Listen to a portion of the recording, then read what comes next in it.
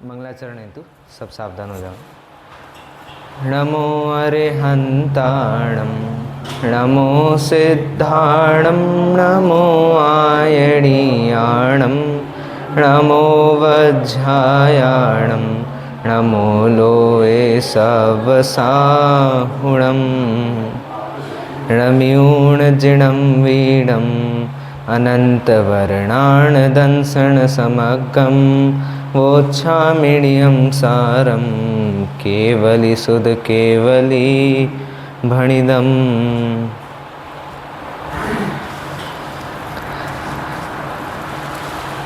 धर्म का relation fashion से बन चुका है।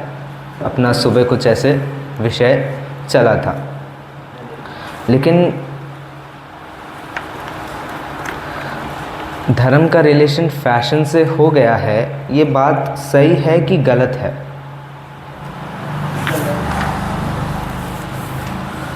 मतलब अगर मैं ऐसे बोल दूं कि अपने धर्म का कनेक्शन फैशन से है, अगर कोई ट्रेन में व्यक्ति हो, वो पानी छान रहा है और छान के पी रहा है, तो वो जैन है, ऐसे मैंने मान लिया। अब ये बात गलत है कि सच है? मतलब ऐसी मेरी सोच जो है वो चीज़ सही है कि गलत है?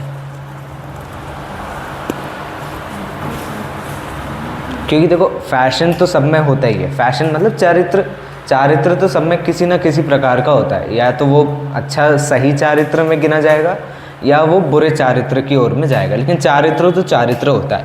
और उससे धर्म का भी निर्धारण हो ही जाता है, कोई व्यक्ति कैसे आचरण से है। जैसे सामान्य रूप में देखा जाता है, कोई बच्चा बहुत शैतान हो, बहुत ज़्यादा खिलवाड़ करता हो, मंदिर की मर्यादा में भी पूजन के समय भी भाग रहा है, ये सब कर रहा है, तो सामान्य रूप से पता चल जाता है कि भाई उसको उतना ही उत्साह उसके मन में भरा हुआ है, वो उतना ही खेलता है और जोशीला हुआ है वो। और कोई एक ऐसे बच्चे भी होते हैं एकदम शांत बैठेंगे सब जगह, किसी के सामने बोलने के लिए कह दो तो वो फिर बोल नहीं पाते, एकदम चुप रह जाते हैं, शांत। तो फिर उनके बारे में पता चल जाता है, उनका ये चारित्र ही तो हुआ एक तरीके से। तो ये गलत है कि सही है, ये प्रश्न उपस्थित है। गलत भी है, सही भी है। अब अनेकांत हैं तो हम दोनों साइड से खेलेंगे क्योंकि मैं तो दोनों साइड से ही गलत और सही बोल सकता हूँ। आपने सही बोला, मैं बोल दूँगा गलत है, आपने गलत बोला, मैं बोल दूँगा सही है, क्योंकि जीतना तो मुझे ही है।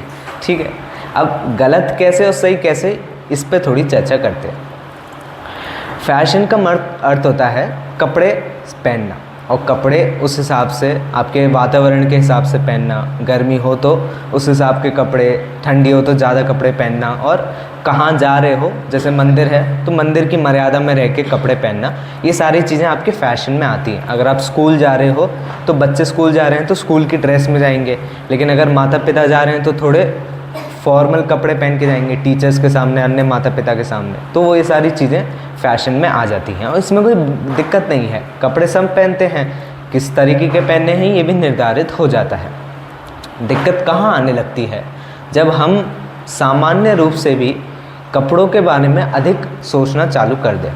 भाई मंदिर में सामान्य कपड़े पहनने हैं जिसमें आपको कोई आकुलता ना हो, लेकिन कोई ऐसे भी नहीं जो एकदम उभर के दिखाई दे, एकदम ऐसे सज धज के नहीं आना।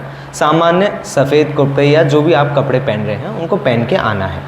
अब दिक्कत यहाँ कहाँ खड़ी होगी, जब आप इसके बारे में बहुत सोचने लग जाओ कि मंदिर में मैं ऐसे पहन के गया, मैं ऐसे कपड़े में दिख रहा था, मैं ये कपड़े पहन के जाऊँगा तो मैं ज़्यादा अच्छा दिखूँगा, मैं ये पहन के जाऊँगा तो उस व्यक्ति से तो ठीक ही लगूँगा।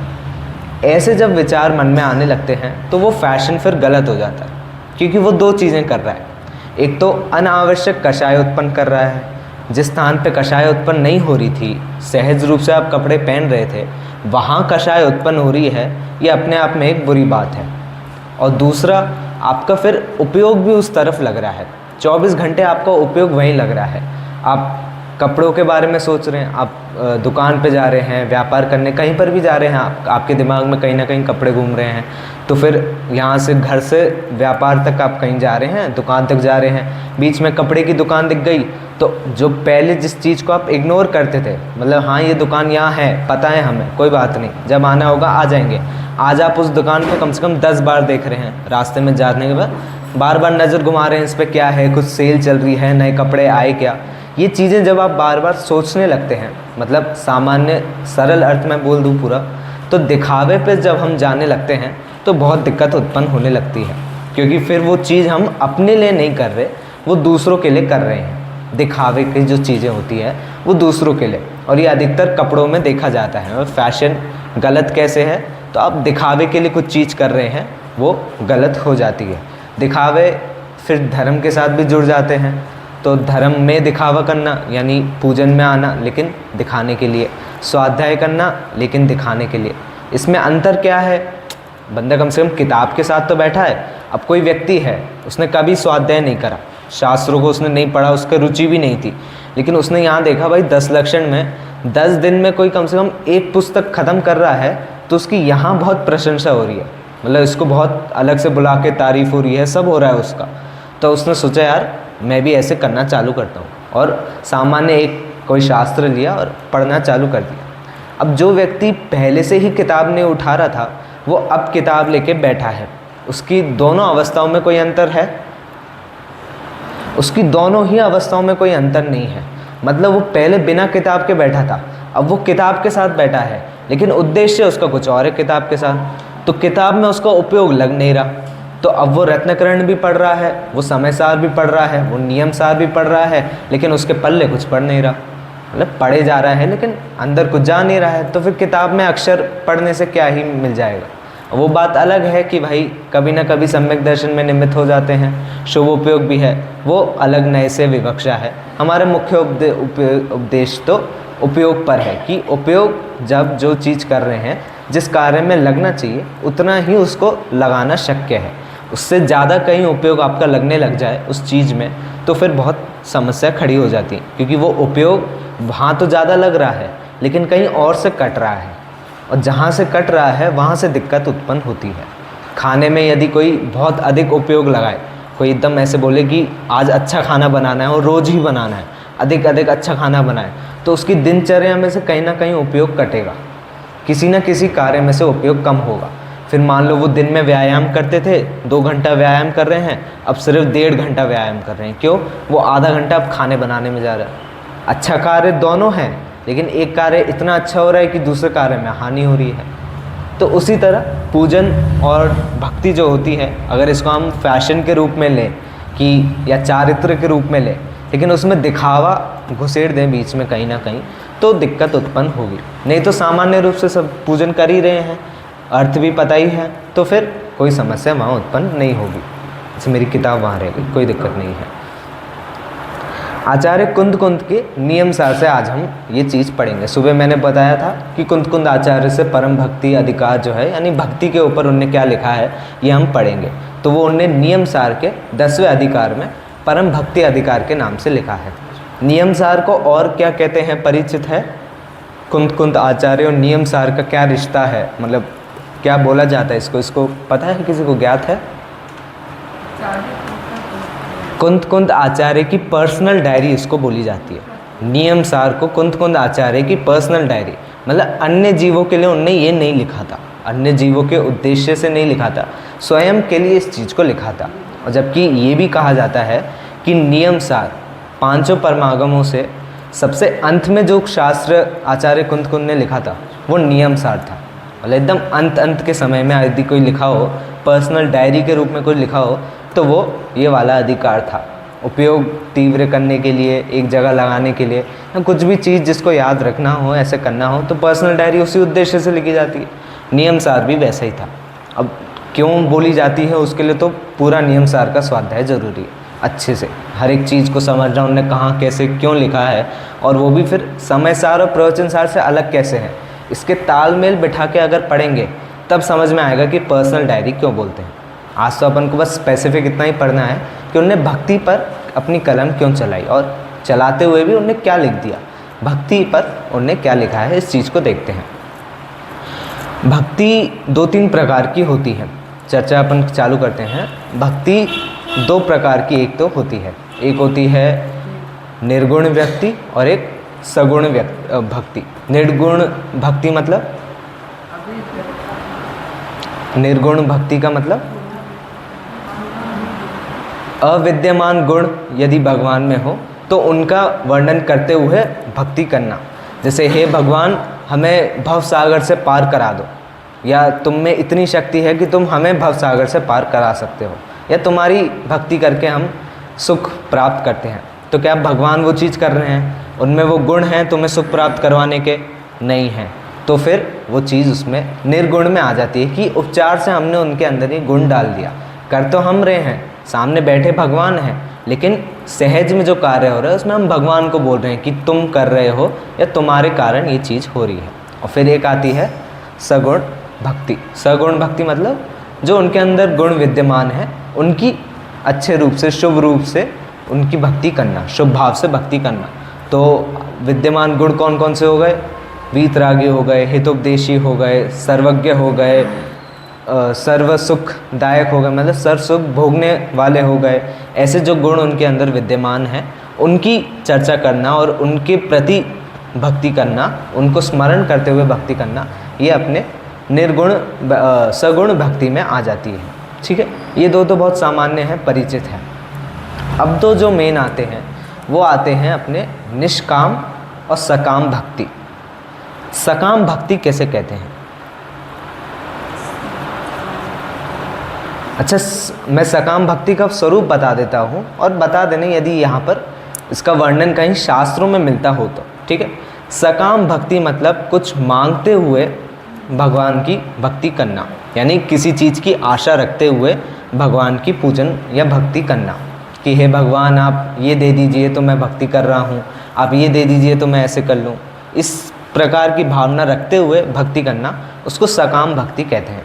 अब ये सही है और क्या इसका शास्त्रों में उल्लेख मिलता है, इन दो चीज़ों के बारे में आप बताइए। अच्छा, दोनों के उत्तर एक ही हैं, मतलब ऐसा नहीं है एक का हाँ दूसरे का, दोनों का एक ही है। क्या ये चीज़ सही है और क्या इसका उल्लेख शास्त्रों में मिलता है? ना तो ये सही है और ना तो इसका उल्लेख शास्त्रों में मिलता है, यानी ऐसी भक्ति करनी चाहिए ऐसा उल्लेख शास्त्रों में नहीं मिलता। सकाम भक्ति कुछ आप मांग रहे हैं भगवान से, मांगने की भावना ही अपने आप में बहुत बेकार है, और वो भी भगवान से मांगना। जब मांगते हैं तो एक तरीके से व्यापार चालू हो जाता है। आप कुछ मांग रहे हैं तो मतलब कुछ देंगे भी, बिना मांगे मतलब ऐसे फ्री में तो कुछ चीज़ मिल नहीं जाएगी। तो साधारण बात है, आप भगवान से जब मांगेंगे तो उनको देने की भी रखेंगे कि मैं आपकी रोज़ इतने इतने भक्ति कर लूँगा, आप ये प्रदान कर दीजिए, या मैं इतने मंत्र का जाप कर लूँगा, आप ये दे दीजिए। ऐसी भावना रखना वो फिर मांगने पे नहीं व्यापार में चले जाता है। और भगवान के साथ फिर व्यापार, मतलब व्यापार करने वाले कौन और किसके साथ कर रहे हैं, ये भी इस भावना को भूल जाना, तो वो सकाम भक्ति में दोष आ जाता है। फिर वही चीज़ मांग रहे हैं तो मांगने अपने आप में ही, अब शब्द मैं ना प्रयोग करूं तो ज़्यादा सही रहेगा, लेकिन नहीं मांगना है, इतना अपन को ध्यान रखना चाहिए। ठीक है, शास्त्रों में इसका उल्लेख नहीं है। और मांगने पर किस कर्म का बंधन हो जाता है, उसका एक नाम है। जब हम किसी चीज़ की आशा रखते हैं तो उसका एक कर्म बंधन नाम का एक नाम है, मतलब उसका अलग से ही उल्लेख मिलता है। किसी को ज्ञात है? तत्वार्थ सूत्र में ही है, तो हम आगे पढ़ेंगे, आपके लगभग 7वें 8वें अध्याय में ये चीज़ आ जाएगी। उसको निदान कहते हैं। निदान कहते हैं। निदान क्या चीज़ होती है? निदान कंफ्यूजिंग और चीज़ है, पता है। निदान ऐसी चीज़ है, निदान में कहते हैं तुम जब मांग रहे हो तब तुम्हें निदान का बंध लग रहा है, तो मतलब तुम्हें कोई चीज़ मिलने भी वाली थी तो वो अब नहीं मिलेगी। लेकिन एक चीज़ इसमें और लग जाती है, भाई तुम कुछ चीज़ मांग रहे हो, तुम्हें मिल जाएगी, लेकिन जितनी मिलने वाली थी उससे कम मिलेगी। इसको निदान कहते हैं। और तुम्हारा जितना कट गया वो बंधन हो गया तुम्हारा, मतलब कर्म बंध के रूप में वो चीज़ कम हो गई। इसमें एक ऑटो वाले का उदाहरण बहुत अच्छा आता है। आप स्टेशन से आए, ऑटो में आप बैठे और आपको घर जाना था, परिचित थे आप इस एरिया से, मान लीजिए जावरा ही आए थे आप, और ऑटो से आपको घर की तरफ आना था। अब स्टेशन से क्योंकि यहाँ से पास ही है तो मैं मान लेता हूँ 50 रुपये लगभग लगते हैं ऑटो को आपको यहाँ तक लाने में। ठीक है, 3 परिस्थितियाँ खड़ी होती हैं। आप ऑटो वाले के पास जाते हो और उससे बोलते हो यहाँ पहुँचाना है, वो पहुँचाता है और आपसे बोलता है कि 50 रुपये हो गए, तो आप 50 रुपये दे देते हो। ये सामान्य एक परिस्थिति थी, उसको पता थी इतना लगता है, उसने मांगा, बात ख़त्म। ठीक है, अब फिर वही चीज़ होती है, आप उस पे जाते हो, वो बैठाल के आपको लेकर आता है और यहाँ आके 50 की जगह वो अब आपसे 100 रुपये मांगता है कि 100 रुपये लग रहे हैं, भाई बारिश हो रही है, दाम बढ़ गए हैं, 100 रुपये लगेंगे। तब आपको लगता है यार इतना तो कुछ हुआ ही नहीं है, और आज तो बारिश भी नहीं हुई है, बारिश तो कल हुई थी, तो पैसे किस चीज़ के मांग रही है। और दाम बढ़ गए हैं तो भाई 60 बढ़ते, 70 बढ़ते, 100 दुगना कैसे हो गया दाम। तो आपको एकदम गुस्सा आ गया, आपने दिया ही नहीं, बोले जान नहीं देना मेरे को, तेरे को क्या करेगा, वापस ले जाएगा बैठ के, मैं बैठूंगी ही नहीं, कैसे लेके जाएगा। तो दिया नहीं, तो उसने जितना मांगा उसको नहीं दिया। और तीसरे में आप बैठे, वो लेके गया आपको, उसने पहुंचा दिया, और इसमें उसने कुछ भी नहीं बोला। आपने बोला कितना हुआ, उसने बोला मुझे तो पता नहीं है, आपको जितना सही लगे आप दे दो, मैं तो नया हूँ। आपको पता थी भाई 50 रुपये लगते हैं, तो आपने 50 रुपये पकड़ा दिए। ये 3 परिस्थितियों में दूसरी परिस्थिति में निदान बंद हुआ कि उसने जितना उसको मिलने वाला था उससे अधिक, यानी लालच करके जब उसने मांगा तब निदान बंद हुआ, और जितना मिलने भी वाला था उसको उतना भी उसको नहीं मिला, या कम मिला, या अधिक परिस्थितियों में तो मिलता है लेकिन कम मिल जाता है। तो यहाँ लोग कहते हैं यार कम से कम मिल तो रहा है। मतलब मान लीजिए उसने 100 रुपये मांगे, आपको क्रोध आया, आप उसे 30 रुपये दे के चले गए कि भाई 50 है, हम 20 काट के देखो 30 दे रहे हैं। तो ऑटो वाला बोलेगा कम से कम 30 तो मिले। अब ये तो मूर्खता की बात हो गई भाई, 50 मिलने वाले थे, तूने मांगे 100 और तेरे को मिले 30, और तू खुश 30 में हो रहा है कि कम से कम मिला तो मुझे कुछ, नहीं मिलते वक्त भी कुछ तो मिला। ये मूर्खता की उसमें बात आ जाती है निदान में कि ऐसी भी चीज़ होती है। और फिर जब भगवान के सामने ही आप जाके हाथ फैलाएंगे तो निदान बंद तो सबसे उत्कृष्ट रूप में होगा कि आप मांग भी किन से रहे हैं और कैसे मांग रहे हैं, वो परिस्थिति आती है। ठीक है, 2 हो गए। और निष्काम भक्ति यानी किसी भी चीज़ की आशा नहीं, शुभ भाव से भक्ति करना, भगवान की अनुराग से भक्ति करना। अरिहंत गुणेशु अनुरागः भक्ति, सुबह भी चर्चा करी थी कि गुणों के अनुराग में भक्ति होती है। अरिहंत के गुणों के अनुराग को भक्ति कहते हैं। इससे भी उभर के, यानी इन सारे भेदों से उभर के भी एक भक्ति आती है जिससे डायरेक्ट अब आपको कहीं नहीं जाना, बस मोक्ष प्राप्त होगा। मतलब ऐसी भक्ति, अब कुंद आचार्य सामान्य व्यक्ति तो थे नहीं, निष्काम सकाम भक्ति की कहाँ चर्चा करते वो, उनने डायरेक्ट आपको रास्ता बता दिया, भाई तुम ये भक्ति करो, करते ही हैं रोज़, ये करो तुम और डायरेक्ट मोक्ष पाओ। तुम बीच में आप कहीं मत रुको। तुम्हें पहले जितनी भक्ति हो रही थी उनसे तुम्हें स्वर्ग मिल रहा था, मैं स्वर्ग में खुश नहीं हूँ, मैं तुम्हें भी नहीं भेजना चाहता, तुम अब डायरेक्ट मोक्ष जाओ और वहाँ तुम्हें जो करना है तुम करना। ऐसी भक्ति का उनने यहाँ वर्णन करा है। और यहाँ 2 भेद में विभाजन किया है। आपकी 134 नंबर की गाथा, उसमें निश्चय भक्ति आएगी, उसके बाद 135 नंबर की गाथा में व्यवहार भक्ति, और फिर दोनों को मिला के 136 नंबर की गाथा है जिसमें 3 मुख्य अपनी यही गाथा हैं। इसके बाद योग कृत भक्ति की चर्चा करी है, तो वो तो थोड़ा अन्य विषय है लेकिन है जुड़ा हुआ इससे। मतलब जो परिभाषा इसमें दी है वो आगे भी दी है, रिपीट टाइप ही है, तो उसकी चर्चा नहीं करेंगे। 3 में अपना विषय लगभग पूरा क्लियर हो जाएगा। ठीक है, यदि ग्रंथ हो तो अपन गाथा पाठ कर लेते हैं। और इसमें पद्यानुवाद दिया है दादा का, इसमें हिंदी पद्यानुवाद शायद नहीं है। ठीक है, तो अपन नॉर्मल ही इसका कर लेते हैं। अच्छा हाँ ठीक है, नीचे दे रखा है, मेरे को लगा वो उदाहरण था। ठीक है ठीक है ठीक है, गाथा पाठ करेंगे। मैं दोहराऊँ या साथ में ही हो जाएगा? मैं बोलता हूँ, आप लोग दोहराइएगा। ठीक है। सम्मताण चरणो जो भक्तिन कुरैं सवग्गो समन्नो तस्य दुर्निवृत्ति भक्ति होदिति जिणहि पर पर्णतम। जिणे ही पर्णतम, वो ड़ है इसलिए मैं थोड़ा कंफ्यूज हो रहा था। उसमें दूसरी लाइन में वो दी भक्ति है कि भत्तिम है, एक बार ये देखना। मेरे हिसाब से भत्तिम होना चाहिए, भत्तिम होना चाहिए, बिंदु आना चाहिए, लेकिन लिखा भत्ती है, भत्ती है। ठीक है, उसको एक बार देखते हैं। भत्तिम, तिम होना चाहिए ना, हाँ तिम उसमें आना चाहिए। ठीक है, उसको देख लेते हैं।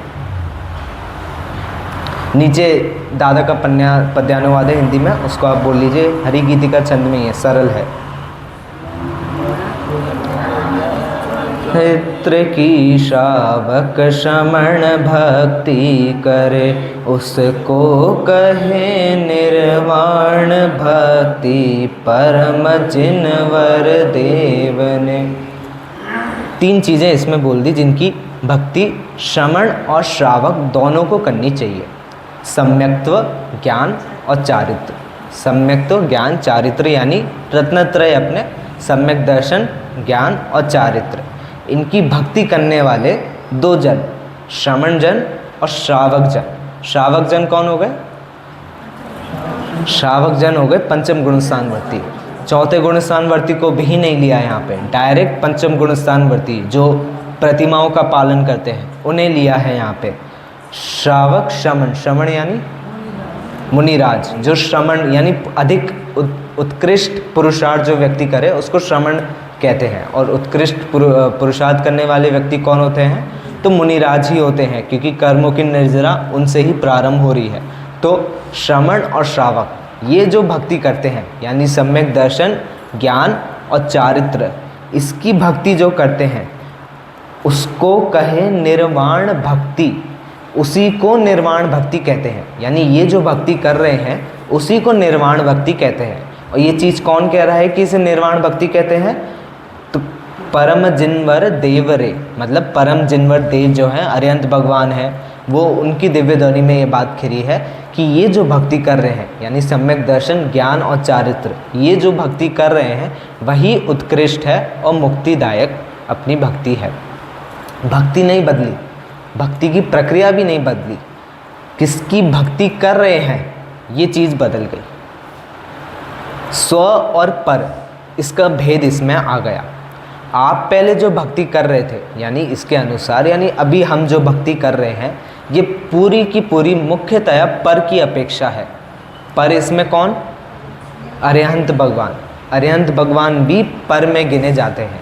आप जब 7 तत्व की चर्चा करते हैं तो जब जीव द्रव्य की चर्चा आती है तो उसमें एक ही लाइन मुख्य होती है, मेरे जीव द्रव्य के अलावा जितने भी जीव द्रव्य हैं सब मेरे लिए अजीब हैं। चाहे वो जीव हो, चाहे वो सिद्ध भगवान ही क्यों ना हो, मैं नहीं हूँ तो मेरे लिए वो अजीब समान ही है, यानी पर हैं।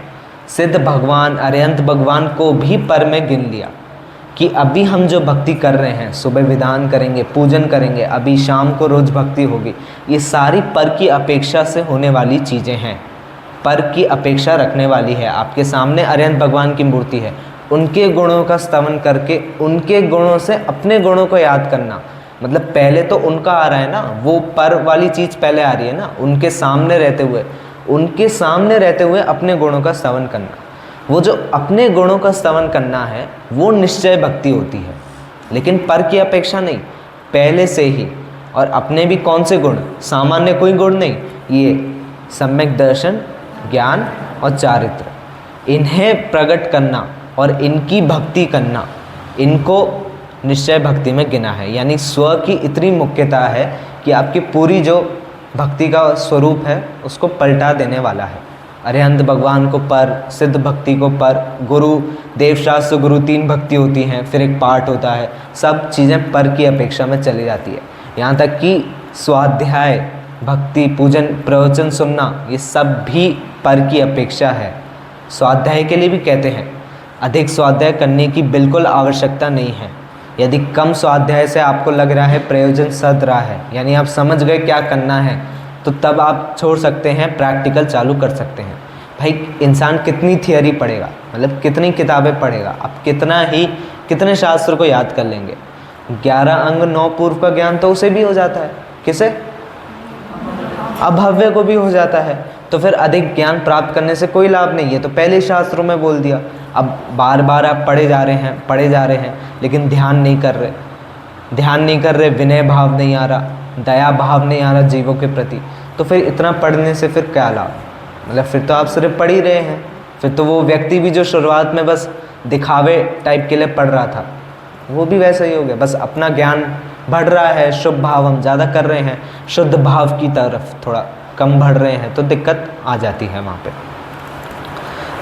मेरे दिमाग में अभी एक चीज़ आई और वो चली भी गई और मेरे को बोलनी ही थी वो चीज़। चलो ठीक है, वो वापस आएगी तो मैं बताऊँगा आपको, ठीक है। तो निश्चय भक्ति का स्वरूप इतना सा है कि अपने स्व की चिंतन करना और उसमें रम जाना। मैं फिर से वो चीज़ आई और निकल गई, हिंट देते हुए जा रही है कि इसकी चर्चा करनी है, पता नहीं। चलो आगे की देखते हैं। व्यवहार भक्ति की चर्चा अगली गाथा में कई है, ठीक है।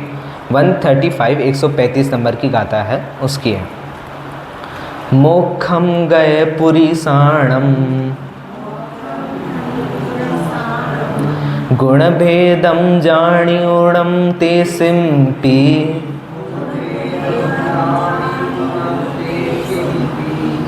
जो गुणदि परम भक्तिम व्यवहारेण परिकह्यम।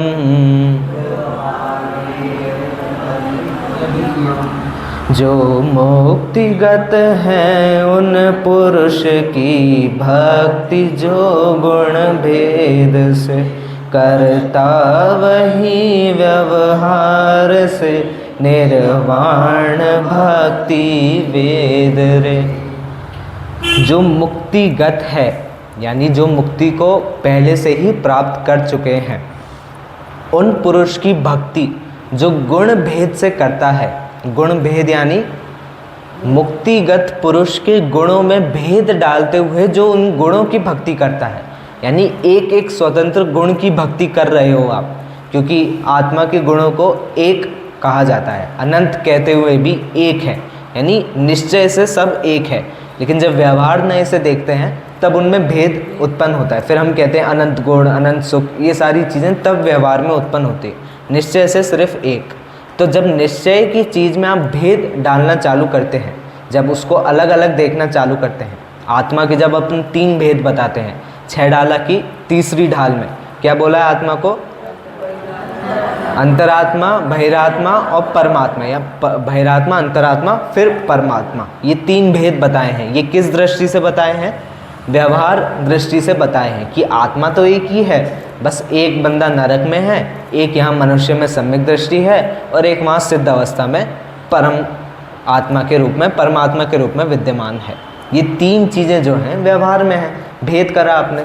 तो यही जो है मुक्तिगत पुरुष के गुणों में भेद डाल के उनकी गुणों की पूजन करना, वह व्यवहार से निर्वाण भक्ति है। यानी वो निर्वाण भक्ति तो है लेकिन व्यवहार से है, क्योंकि उसमें भी निश्चय पहले आ रहा है। समझाता हूँ। अभी मैंने बोला कि अपन सारी जितनी भक्ति कर रहे हैं, पूजन कर रहे हैं, ये सब पर की अपेक्षा है। पर की अपेक्षा यानी व्यवहार आ गया, अपन भगवान के गुणों की पूजन कर रहे हैं, सब कर रहे हैं, ये व्यवहार में आ गया। लेकिन इसको व्यवहार गिनेंगे कि नहीं, ये आप बताइए। इसको व्यवहार गिनेंगे कि नहीं, ये हाँ या ना? मतलब अपन जो दिन रात भक्ति कर रहे हैं, नहीं कर रहे हैं, इस चीज़ को व्यवहार में गिनेंगे कि नहीं गिनेंगे? नहीं गिनेंगे तो क्यों नहीं गिनेंगे? वही एक शर्त इसके साथ लग जाती है कि निश्चय सहित अपन व्यवहार भक्ति कहेंगे, नहीं तो व्यवहार भक्ति का उसको शीर्षक नहीं जा सकता। वो फिर शुभ राग है, आपकी विनय है, आपका राग है, व्यवहार भक्ति नहीं है वो। निश्चय सहित यानी अभी भी जो व्यक्ति भक्ति कर रहा है वो या तो सम्यक दृष्टि 4थे गुण स्थान का तो है ही, या तो पंचम गुण स्थान व्यक्ति या श्रमण यानी मुनिराज जन है जो भक्ति कर रहे हैं। क्यों? क्योंकि निश्चय भक्ति उनने पहले कर ली, मेन काम जो था वो तो उनने पहले कर लिया। अब बाद का जो काम कर रहे हैं वो या तो बाहर की चीज़ है, उपयोग लगाने के लिए है, या कभी बीच में शुभ राग आ गया तो एक क्षण के लिए कह दिया कि ये व्यवहार भक्ति है, नहीं तो है तो वो निश्चय के रूप ही, बस उससे निकलने वाली वो चीज़ है, वह व्यवहार भक्ति के रूप में आ जाती है।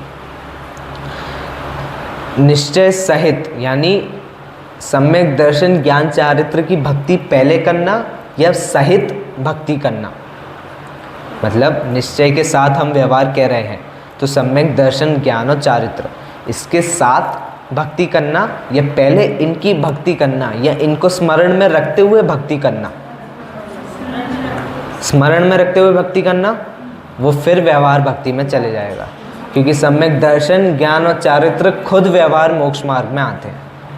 ये अभी तत्व सूत्र के पहले ही अध्याय में आएगा, जब सम्यक दर्शन ज्ञान चारित्र यानी मोक्ष मार्ग है बोलेंगे हम, ये मोक्ष मार्ग जो है वो व्यवहार है। और जब तीनों को एक ही देखते हो तब निश्चय आ जाता है, क्योंकि निश्चय हमेशा एक ही है, उसमें कोई भेद उत्पन्न नहीं है।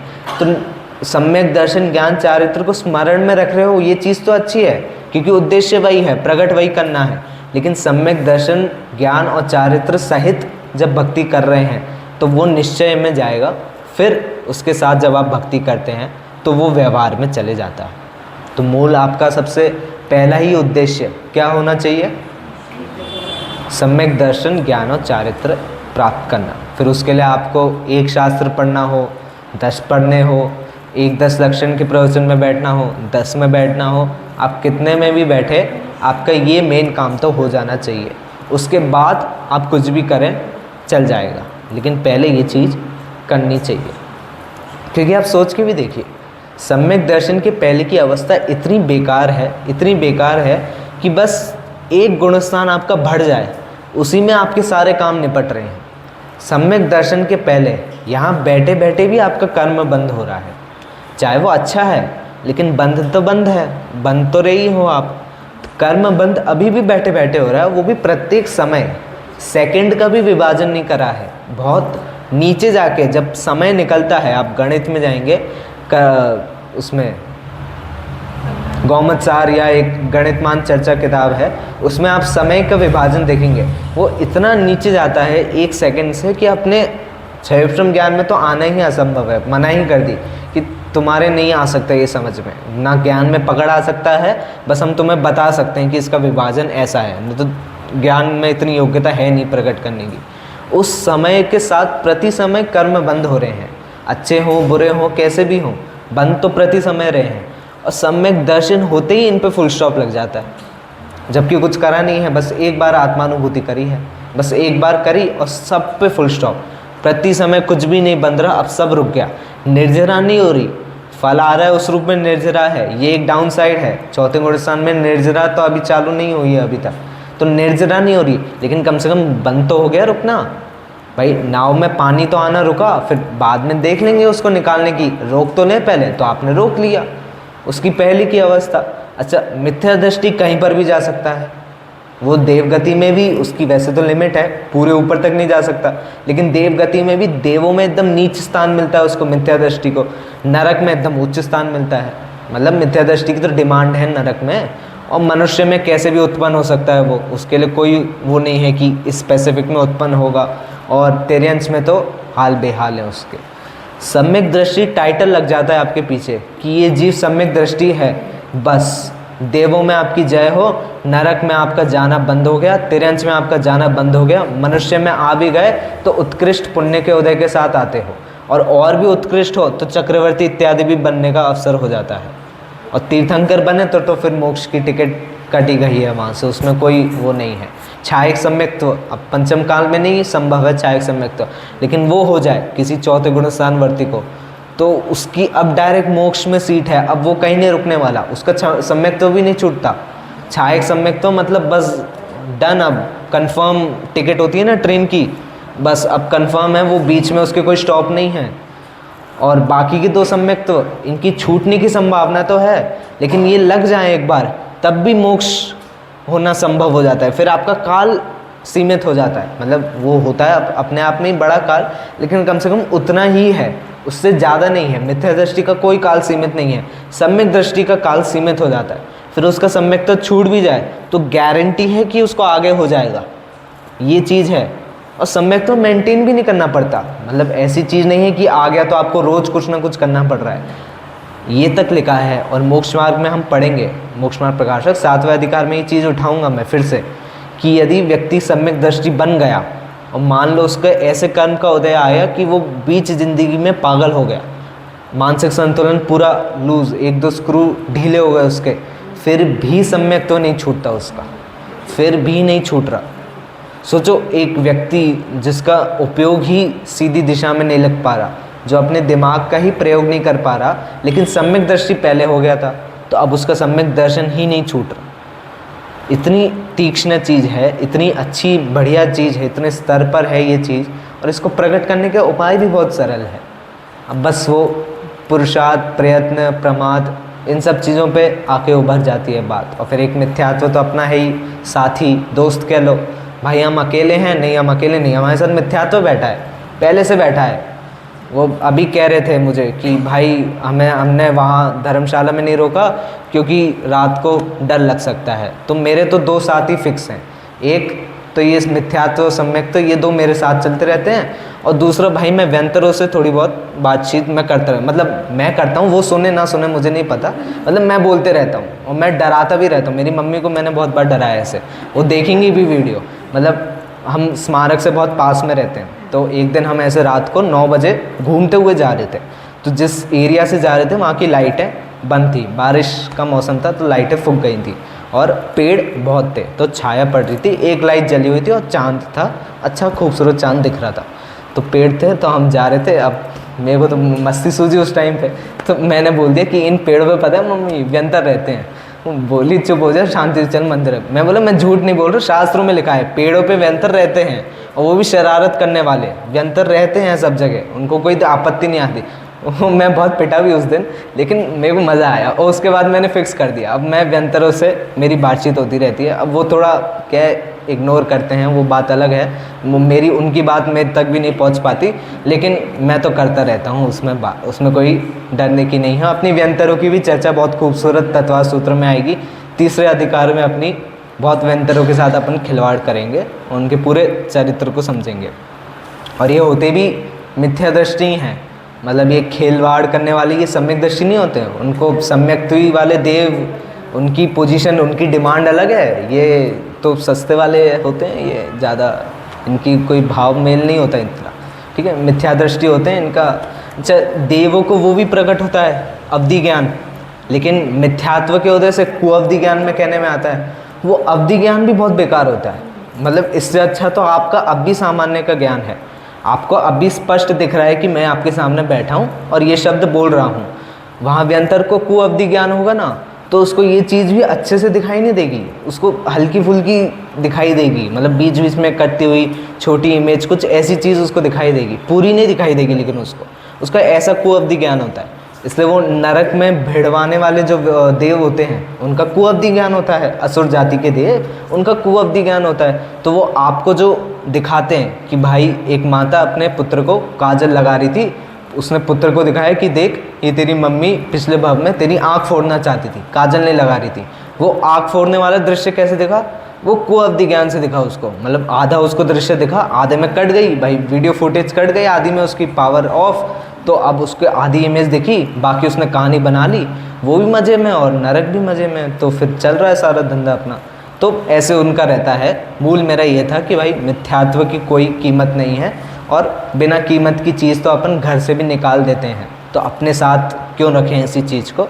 इसलिए कोशिश करेंगे कि सम्यक तो अपन को जल्दी से जल्दी प्रकट हो, जिससे जो भी चीज़ कर रहे हैं कम से कम कुंद कुंद आचार्य की दृष्टि में तो अच्छे बन जाए, मतलब निश्चय करने वाले हो जाए। फिर बाकी अपन को जो आगे करना हो, मुनिराज इत्यादि अवस्था में जाना हो, तो वो तो फिर बाद की पुरुषार्थ की है। प्रथम सोपान को तो अपन पार करें। इसी भावना से आज का व्याख्यान समाप्त करते हैं।